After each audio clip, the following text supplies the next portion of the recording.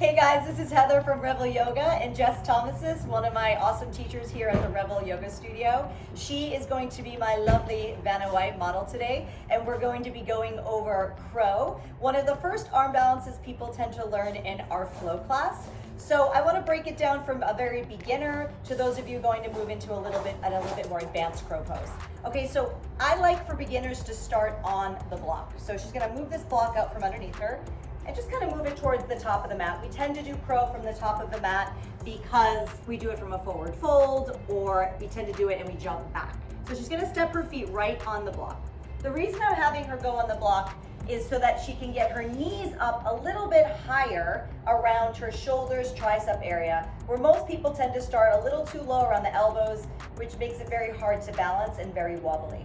Plus, it also helps to keep her feet together, and in crow, you don't want to have wide feet, you want to have your feet together to start, okay? Next, I'm going to just have her squat down and place her hands down on the ground. Yep, thank you, there you go. It's not easy to balance on the block.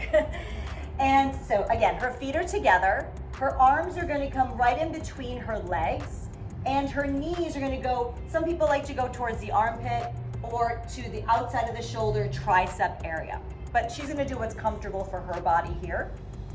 And then she's going to take a chaturanga arm. She's going to put a little bend in her arm, just like we do in chaturanga, and that becomes the shelf for this pose and the way we leverage and put our legs on.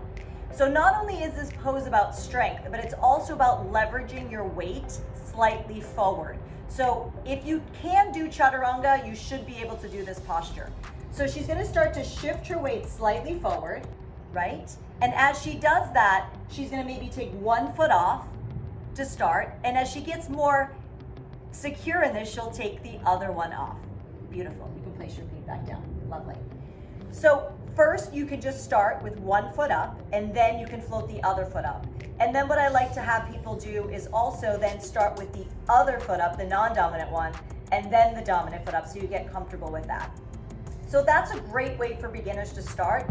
And even not even taking your feet off the block is totally acceptable too. Just kind of feeling that weight coming forward in the proper place of the knee on the arm area. So now I'm going to have her remove the block because she is a little bit more, well, way more advanced in this pose. Good. So as you get more advanced, the block moves away. Same thing, feet are together here, really important. Knees are going to go wide, and then she's going to get her knees nice and tight up into the armpits or to the outer arm again.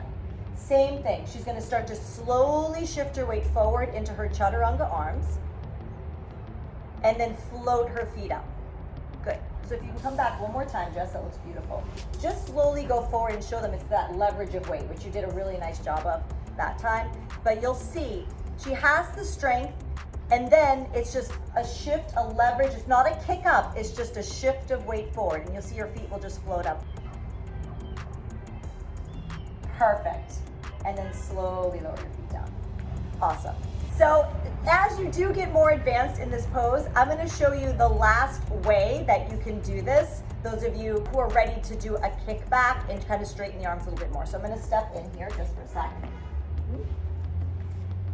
And you'll see. I'm going to do the same exact thing Jess did. Right? Get my knees up, leverage my weight forward. Good. Float my feet up.